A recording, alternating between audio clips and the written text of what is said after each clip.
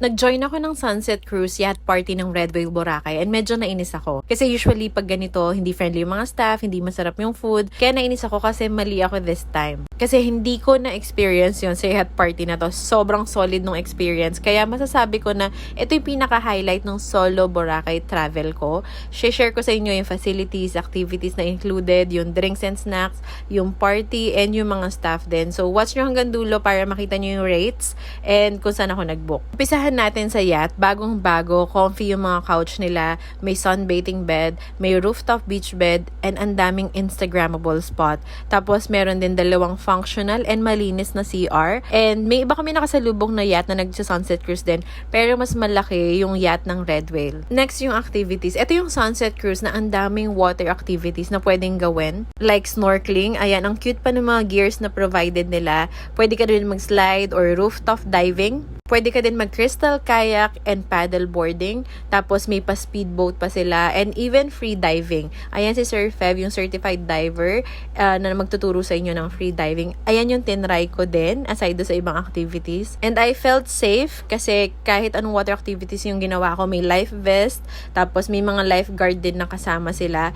And syempre, hindi mawawala sa activity yung sunset viewing. Grabe naman kasi yung sunset ng Boracay. Parang nire-remind ka ng universe na sunsets are proof that endings can be beautiful too, 'di ba? After activities, ayun, syempre, snacks and drinks na. Solid din. Yung pika-pika, akala ko mga kung ano-ano lang. Pero yung sa Red Whale, legit, masarap. May nachos, tuna cheese, yata to. Tapos may fresh fruits. Tapos magsiserve din sila ng mga cocktail drinks. And akala nyo cute-cute lang yan sa kulay. Pero legit, pwede kayo mamili of vodka, rum, or tequila. Then after yung water activities, if ever lamigin kayo, nag-offer din sila ng if gusto mo ng instant ramyun.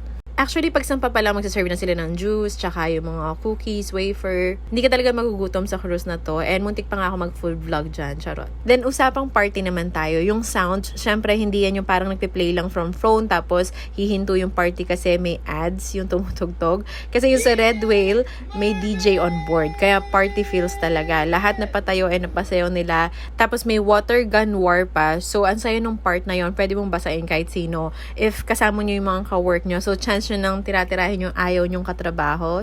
Diyos lang. And if family outing yan, chance nyo nang basa-basain yung kamag-anak nyo paulit-ulit kayo tinatanong if kailan kayo mag-aasawa. Uy, joke lang.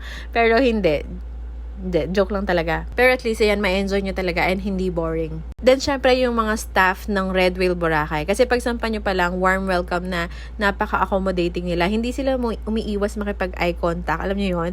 Maasikaso ka talaga nila. Ayan, si Queen, siya yung umasikaso ka sa akin kasi alam niya na solo lang ako.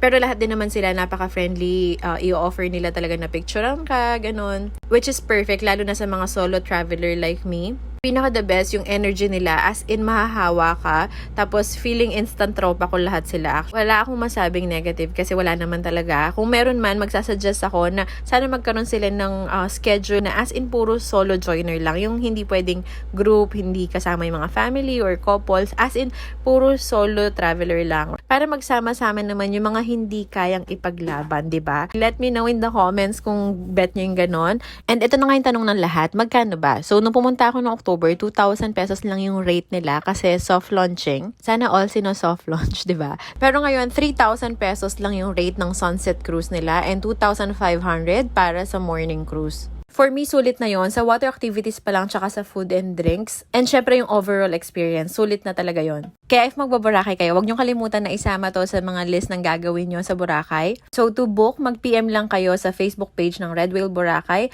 or katulad ko, yung Noljago, yung bagong travel agency ng Boracay, yung nag-book ng Red Whale ko, inassist pa nila ako hanggang doon sa location. So pwede nyo din silang i-message. And check nyo din sa kanila if may iba silang promo or may mga upcoming events. Like last time, may Halloween party sila. So, i-message nyo na sila and let them know na nakita nyo tong video na to para makita nila yung request natin na magkaroon ng cruise para sa mga solo traveler lang. And panoorin nyo din yung ibang Boracay videos ko. I-share ko next yung room tour and yung mga food vlogs ko sa Boracay. So, don't forget to follow me for more travel, food, and healing stories.